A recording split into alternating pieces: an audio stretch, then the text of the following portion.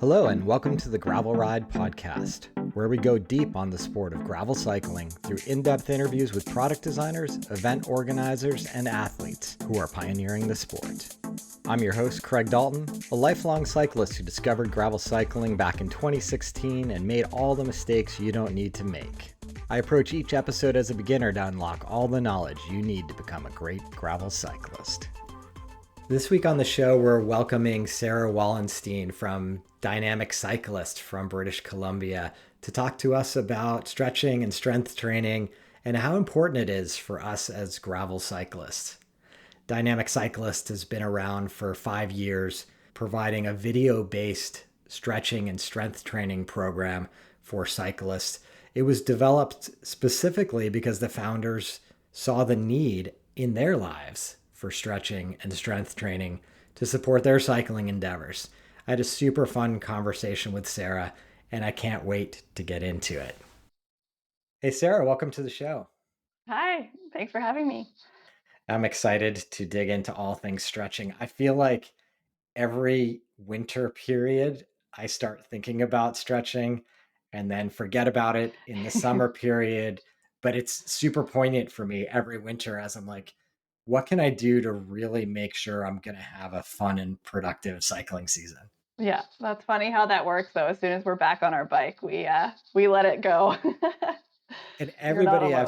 everybody I've spoken to in terms of recovery, PT, performance, like they always say stretching or yoga, like it has to be part of your program. And Hmm. I've certainly been hung up on this as an aging athlete, just of how to keep my performances high. And it's so often not about riding my bike more or, doing intervals or anything like that. It's just about creating a body that can, just have the flexibility and have the resilience to handle gravel cycling.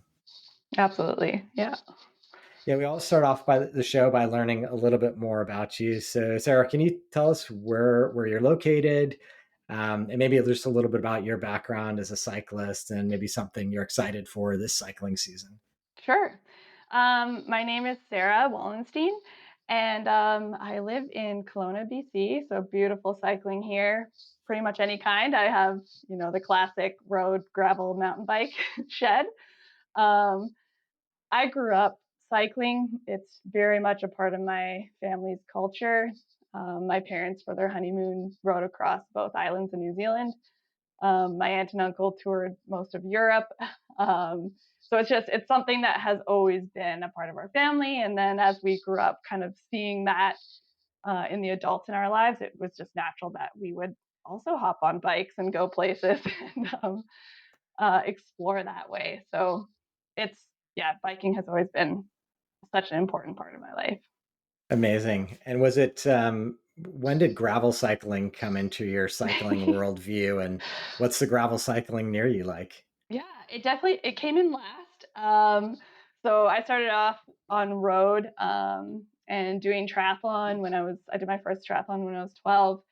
And then I morphed into mountain biking because that was the fun adrenaline while I was a teenager. And I raced cross country mountain biking all through high school.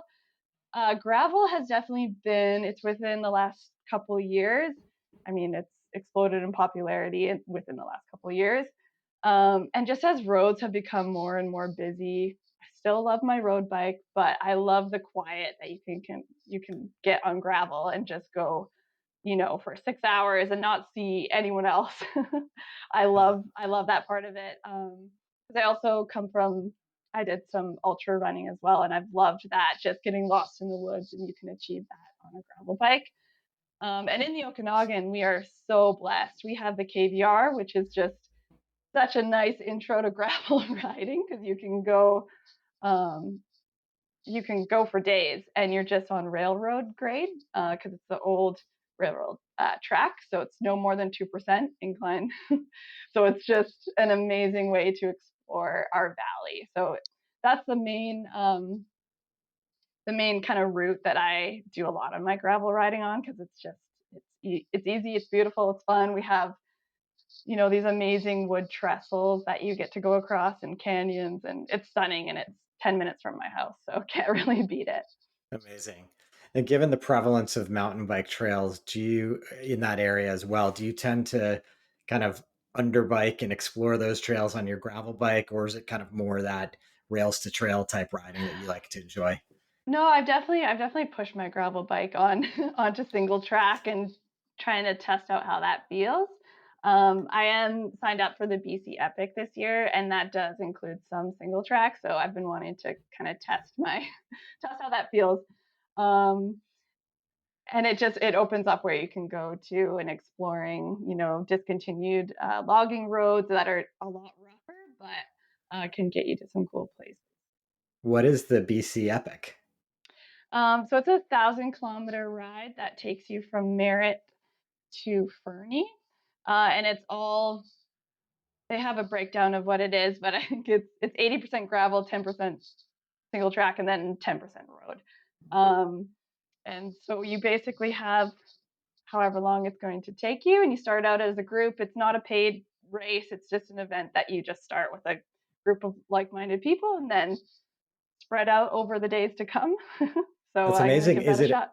Is it a bike packing style race where you have a grand depart and however Yeah, you want to handle it, you yeah, handle it? exactly. Yeah, Super cool. yeah. Is your vision that you'll bike pack it in the context like you'll be camping every night, or are you gonna credit card toward? Is that even possible? You can quite a few people, especially last year. There was like a heat dome during the race time, which was really unfortunate. So quite a few riders did get a couple hotels along the way just to cool down, which is totally fair. I'm hoping it'll be a lot cooler, and I want to do it all camping. I think Okay. there's only 2 nights that you could possibly spend in a town. Yeah. And do you have a vision for how long that'll take you in days? I'm thinking 7 days. I'd like to do it in a week. The course record is 3 in a bit, so very fast, but I like my sleep way too much. So I'm gonna Yeah. go sleep. I hear you on that. Yeah. Well, it sounds like we could do a whole episode on that endeavor because that sounds super exciting. And I hope you'll keep me posted on how it goes because I'm Will do. fascinated Yeah. by that kind of thing.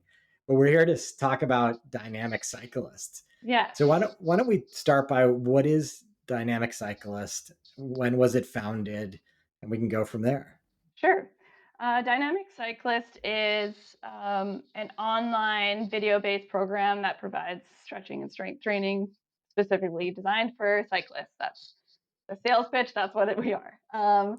We started back in 2018, and it kind of came about in a random way. So, myself and the two co founders, they actually hired me on as a blog writer for a site called ilovebicycling.com. And I'd just come out of a newsroom. I'd kind of tested the waters of journalism. It wasn't what I wanted it to be. I was looking for an out. So this writing job came up to write about bikes, and I jumped on that. And from there, the blog was kind of hard because it's like the end of when blogging could make money. So they were just kind of paying me out of pocket and just, okay, we'll eventually do something. We'll figure something out. And we were just sitting around one day and just talking about cycling and what is missing in the cycling world. And it came down to both Lee and I, one of the co founders, were both cyclists. And he said, I know I should be stretching. I never do. So, what can we offer in that world? Can we create something that we ourselves want to use that will help us? Therefore, it will help other cyclists. And that's kind of how Dynamic Cyclist was born. So, I took that idea and built the website and worked with a physiotherapist and sports therapist to put together the programming and record the videos, and we went from there.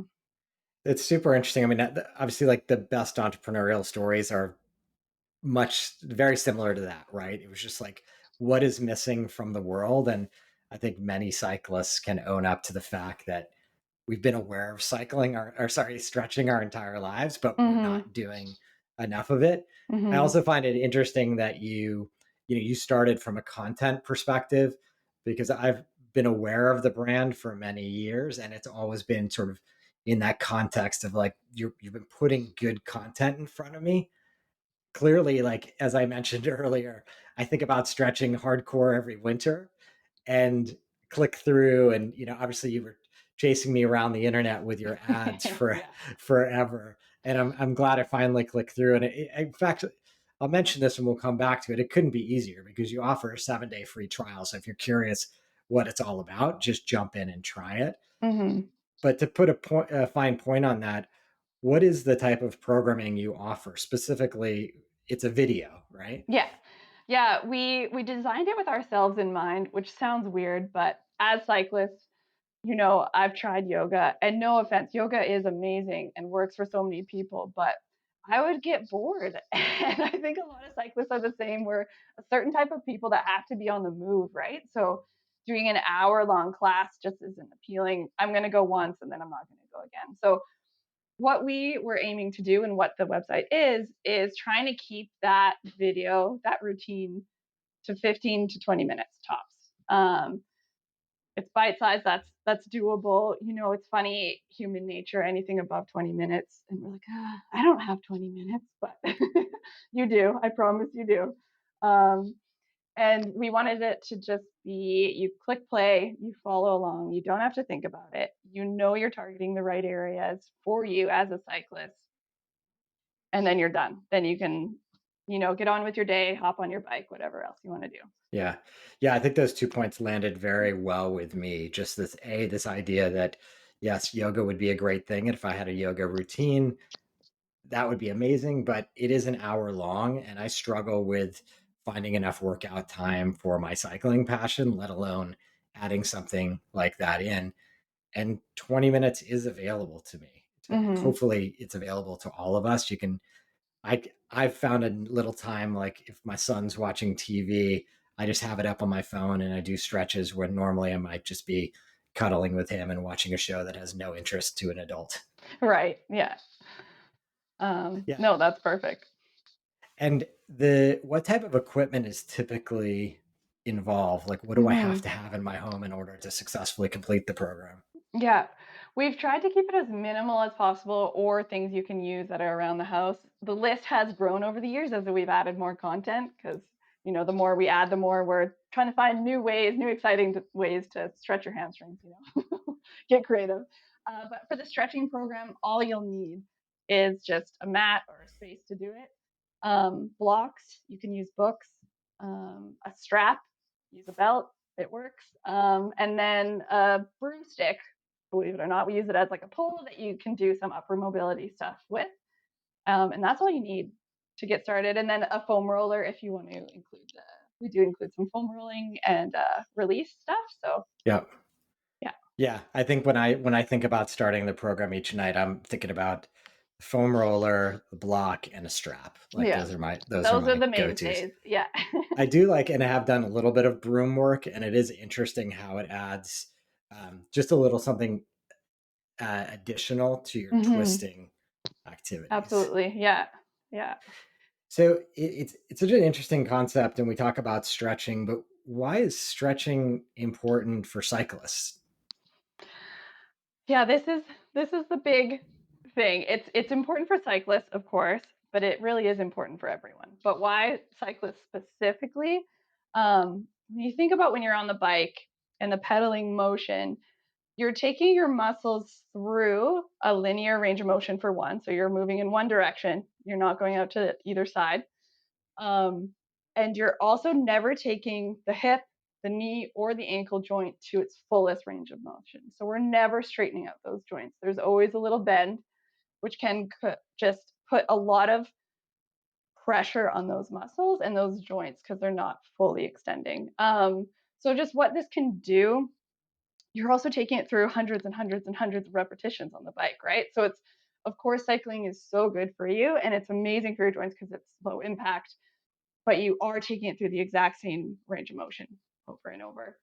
And we're bent over, which doesn't help us, especially with our modern lifestyles, which we spend a lot of time at desks, driving, sitting on the couch, and then it's just more time spent with our hips crunched, our back hunched. So all of that kind of accumulates to muscle imbalance, poor posture. We all know, we all hunch forward slowly over time. And it also just it turns our quads into powerhouses, and then our weak little hamstrings can't handle it, and they weaken and loosen, and it can just throw off the whole pelvis. Is essentially what happens. Yeah, yeah, it's so true. I mean, if you're out there listening and you think about how many hours in your week you pedal a bike and how many weeks in your life you've been a cyclist, we become very good at doing one thing. And I Hmm. always tell that to people, like, I feel like I'm a decent endurance athlete on a bike, but I am not a decent endurance athlete in many other things Yeah. because the rest of my body is just not conditioned to do it. And I've Hmm. been making a concerted effort to kind of diversify my personal sporting interests with just the sense that I'm not going to be able to continue cycling if I don't consider other muscle groups, Hmm. the just general well-being of my body. I recently joined a gym. Don't, God forbid I finally did it, but one of the offers they had was like a full 360 body scan, and the person who was interpreting for me was talking about my muscle mass and my fat and where they're distributed, and we were talking about like my inner thigh area, I think that's the adductor, Hmm. and how it was so underdeveloped compared to the rest of my leg muscles. And Yeah. to your point, as you were describing that pedal motion, like we're doing one thing and it's involving a lot of muscle groups in our legs, but not all the muscle groups in our No. legs. And Yeah. yeah, Sorry, another thing that can happen, you brought up the adductors, and they're the perfect example. Um, and a lot of endurance cyclists will understand this, that when you're at hour 4, 5, 6 on a bike, and those powerhouse muscles are starting to fatigue, it's those stabilizing ones that we don't ask to do anything for us that start to be recruited, like the adductors.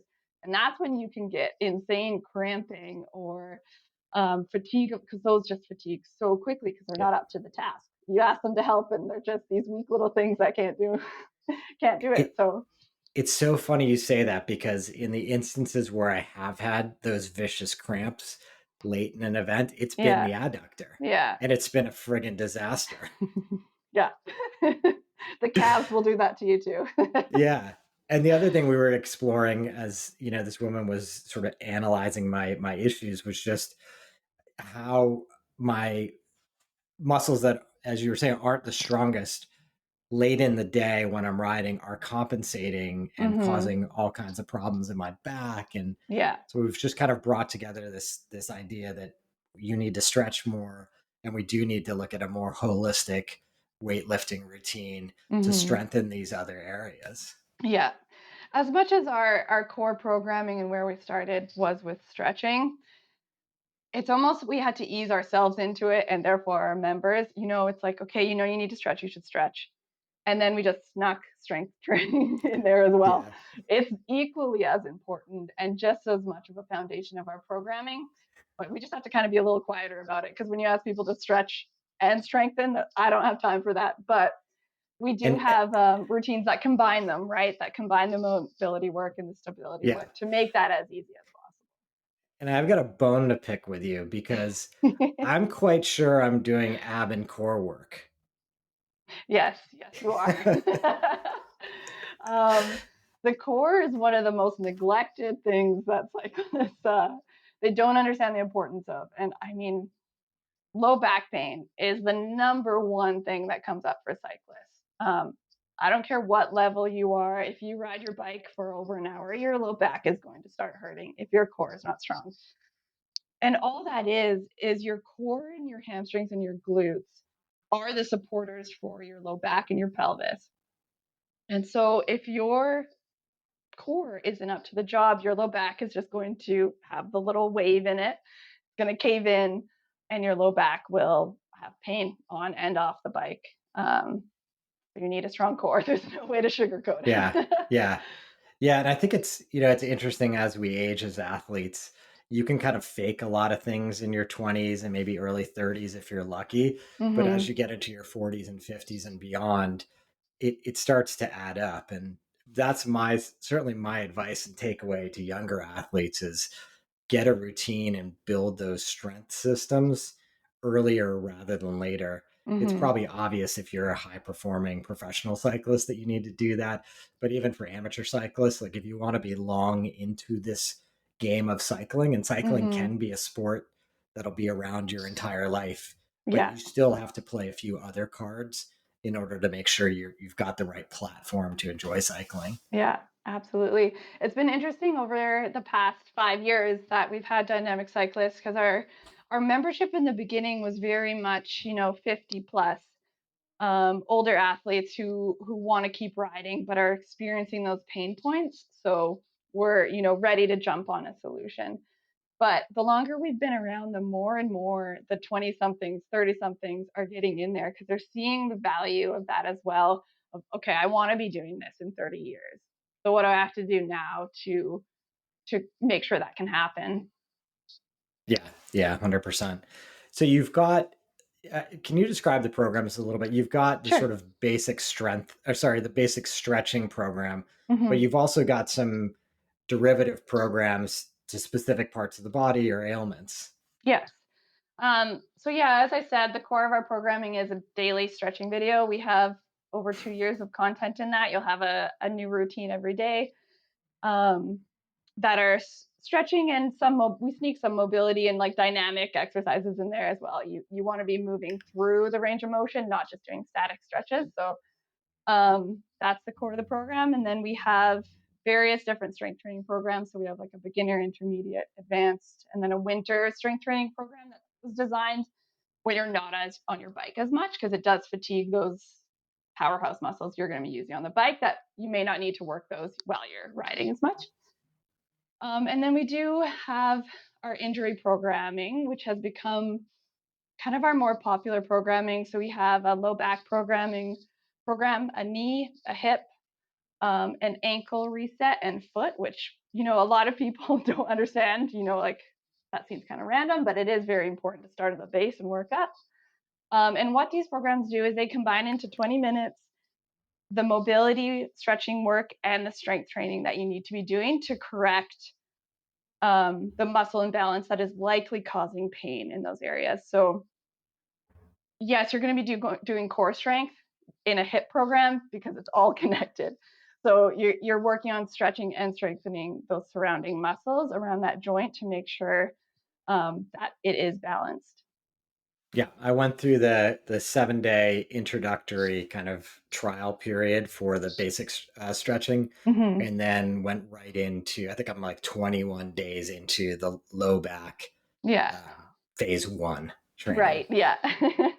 Yeah. The injury programs they're going to be at least 6 weeks, just because that is what it takes to experience results. I promise you can do it 20 minutes a day. Even if it takes you, 2 months, 3 months to get through that one program, you're still doing your body a huge service. That's good to know. And I didn't internalize that concept. Maybe I saw at some level that the first phase was 6 weeks, but that's what Hmm. your research or experience has shown, that it takes 6 weeks to kind of get a little bit of impact in that area. Yeah, you will feel results right away. You're gonna have faster recovery. You're gonna just feel better. But to actually start to change those structures and the way the muscles recover and the length of muscles takes 4 to 6 weeks. Yeah. Yeah. And how about with the basic stretching routine? I mean, you just mentioned, you'll start to feel some more elasticity potentially in your Hmm. areas, but is there a particular amount of time that you really want people to stay on the program for every year? Yeah, that's an interesting question. I mean, ideally, you continue on forever, not with dynamic cyclists, but you continue this mobility practice. We have a Yeah. ton of members who have been with us since the beginning, and they reach a point that they're like, you know what, I've learned so much from you guys, loved it, and they move on because they've made it so a part of their routine in their life. They know all the exercises they should be doing. They're good to just put on music and do their own routine at this point. Yeah. And we're totally happy with that. If you can learn from us to put together your own routines, your own injury prevention, that's great. Yeah. Job well done at that Yeah, point. we'll pat ourselves on the back and wish you well. Yeah. When you think about cycling, what are if you wanted to impart the listener with like 3 focal areas you think that they should spend most of their time thinking about and working on Hmm. from a stretching perspective, what would those be? That's an interesting question because it's, I would go to say like hamstrings are the number one thing, but they're kind of a different problem for everyone. They're super tight, but they may not be um, shortened as you think they might be, but it might be the overdevelopment of the quads that's pulling it. So there's no stretch there because it's stretched to the point of its limit. Um, there's a bunch of things that go into fixing that, but the hamstrings are more important. Of course, you should be stretching them, but you should be strengthening them. Those need to go hand in hand. That would be my number one. Does the uh, hamstring, does it connect to other, well, obviously it does, but where does it connect and what other parts of the body does like poor hamstring maintenance attributes problems to? yeah, the poor hamstring maintenance is a large cause of the low back pain as well, because it connects to the pelvis at the top. And then as well, it comes around, and the quads and the hamstrings are so connected. So, like, what is happening with one is going to affect the other. Yeah, But that's where a lot of both knee and hip pain comes from, is the hamstring, and then what it does as it like goes down the chain. got it. Yeah, Okay, so that's first is our hamstring area. hamstrings. What would you put second? We've already talked about it, but I would say low back and core are the next biggest things, just because that is going to be the thing that um, we've found injury wise. There's some things like knee pain. You'll get off the bike and you'll be walking and it goes away, and it may hurt just when you're on your bike. Low back pain sticks around. It'll hurt when you go to pick up your groceries or whatever. So it's Yeah. just one of the most important things you should hop on as soon as you feel that little tweak, before it gets any worse. And you mentioned earlier the sort of the importance of core strength Mm-hmm. when you perhaps are fatigued on the bike, because without core strength, other other areas of your back may be taking the brunt Mm-hmm. of holding you in the correct position. So core strengthening is one element of that. How do you access and what type of stretching do you recommend for the back? The most important stretching is like twists that you can do in the spine, because we don't actually ask a lot from our back, especially on the bike. We're in one position holding. So anything that we can work on, the thoracic spine and how important that is to just have that range of motion, um, will impact the low back as well. And as it may sound weird, but the quads are so important to stretch, roll, release, um, just break up that tension, because cyclists are known for our overdeveloped quads. That's the Yeah. main thing. So um, that's one of the Yeah. most important areas. Yeah, that and the IT band and the IT band's contributions to low back have been something that I've Mm-hmm. definitely acknowledged in my own body. Mm-hmm. Yeah. So that was two, and I'm not going to command you to get me a third, but if you have a third, let's hear it. Yeah, the hip flexor. We actually just released a intensive hip program. Our new injury programming includes uh, an informational piece, because we want people to understand why they're doing these things and why it's important. So we brought in um, Dr. Ben, we like to call him, he's really good at explaining the joint and why these injuries happen. Um, and the hip is so important because it's number one, just the biggest joint in the body, most complex, most, elements going in there. Um, and it's also one that, as I mentioned before, in the way that most of us live our lives, is just crunched all the time at a 90-degree angle.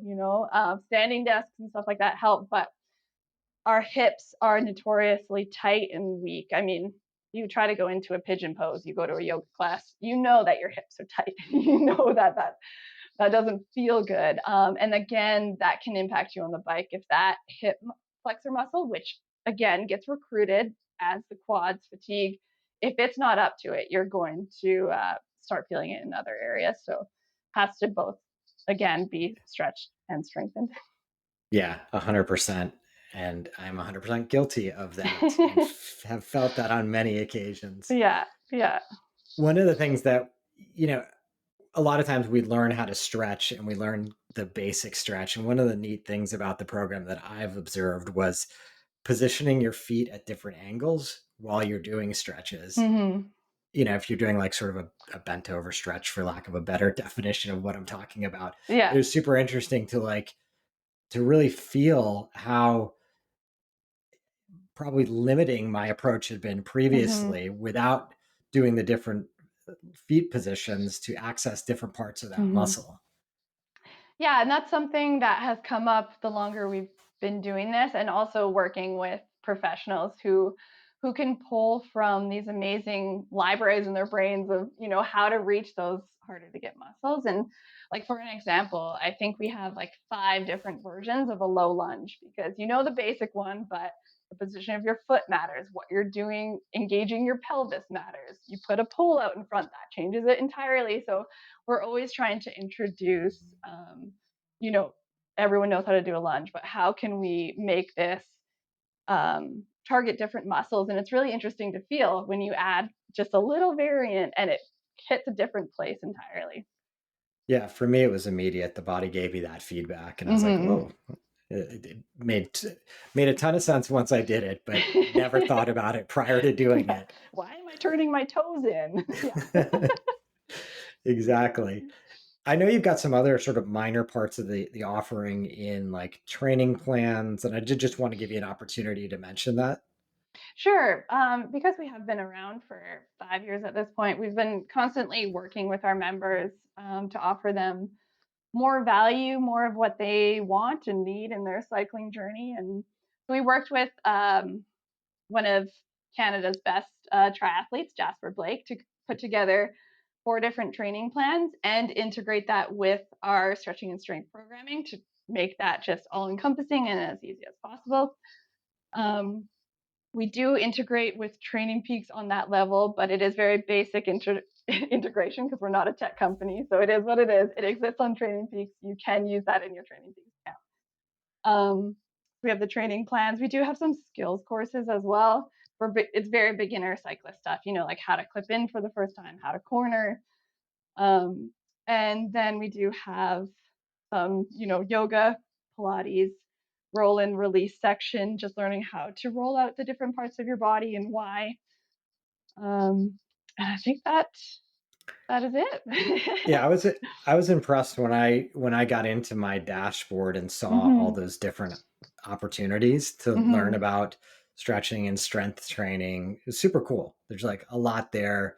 It's really easy to use. Everything seems to be pretty straightforward in Hmm. terms of how it's organized. And I basically I feel like I've accessed it from 3 different devices now: my personal computer, my phone, and my iPad. And I Yeah. just log in, and it sort of knows exactly where I left off and is ready to serve me up that Hmm. video, which I appreciate because I don't have to spend a lot of time futzing around. Like, I Hmm. believe I have the 20 minutes. I don't believe I have 22. So I want to get right into it. No, again, we were the first product testers, and it had to be no more than 2 clicks. That was it. So we try to make it as easy as possible, and we love hearing from our members as well, and just what we can offer them. And like the ankle injury program that we have, that was requested by members. Like, this is an area that I'm having issues with. Can you put something together? And we did. And so we love bringing our team together to solve problems like That's great. That's great. Well, I appreciate everything you guys are doing. It's been an interesting program for me. I mean, I think I clearly have not hit that 6 week mark yet. So I that. need to keep doubling down on my efforts and make this part of my 2023 routine. I Hmm. also appreciate just hearing about the business story behind Dynamic Cyclist. And I love that entrepreneurial journey of, hey, this is missing. We love cycling. This would be a great part of our lives. Let's see if it would fit into the broader cycling community. So Hmm. kudos to you guys for just getting off Hmm. the dime and creating something. And 5 years later, having this vast catalog of content that we're now Hmm. lucky enough to tap into. Yeah, it's been an awesome journey, and so much fun working with different sports therapists and physios, and I've learned so much. I didn't come into this as a physio. I came from the content side, like you said, and so it's been awesome. Super cool. What's the best way for people to find out about Dynamic Cyclist? Yeah, just Google us or go to dynamiccyclist.com. This Sunday, exciting news, we are launching our own custom app finally. So you will be able to search Dynamic Cyclist on the App Store and purchase from there. Try the 7-day trial, and that'll just make the whole multi-use streaming, if you want to cast your TV, it's just going to be a lot easier. And also one of the biggest features that our members have been asking for, because we do have a lot of bike packers, endurance cyclists, is download like offline viewing feature, which the app now has. So you can preload, a couple weeks of programming, do it on your phone, on the side of the road, make sure you go well off the side. But we wanted to give that to our members as well. Awesome. Super Yeah. exciting. Feels like one less click that I am now away from getting the content. Yes. Sarah, thanks so much for the overview. This was awesome. And I, like I said, I encourage people to go check out dynamiccyclist.com and see if it's a fit for you. Yeah. Thank you so much for having me. And feel free to reach out to us on Instagram or Facebook. Our team is always checking and we'd love to hear from you. Right on. Awesome. Big thanks to Sarah for joining the show today. I hope you enjoyed that conversation. And I hope even further that you're embracing stretching as part of your cycling routine. I know how important it is. So many people have told me I need to be doing more of it over the years, and I only wish I did it earlier. Personal experience with Dynamic Cyclist has been pretty easy to find those time slots. The format's quite easy and engaging to do, and I do see clear benefits in what I'm experiencing. If you're interested in learning more, head on over to Dynamic Cyclist. Sarah has shared a discount code with me. Simply use the gravel ride and you'll get 15% off any of their plans. They have that free trial, so head on over, give it a go. If it seems like a fit for you, feel free to enroll. If not, just remember, keep stretching. If you're looking to connect with me, the easiest way is to head on over to the Ridership. That's www.theridership.com. That's a free online community we started to connect gravel cyclists from all over the world. I'm certainly no expert on everything in the sport, and I've found immeasurable amounts of knowledge from the other community members. It's over 1,500 riders strong at this point from all over the world, so go check it out if that sounds of interest to you. If you're able to support the podcast, there's a couple easy ways in which you can do that. If you have the financial means, please visit buymeacoffee.com/thegravelride. I'd love your ongoing support for the podcast. Separately, ratings and reviews are hugely appreciated. It really helps with the discoverability of the podcast. So if you have the ability to share with a friend or write a rating or review in your favorite podcast app, amazing. I love you for it. Until next time, here's to finding some dirt under your wheels.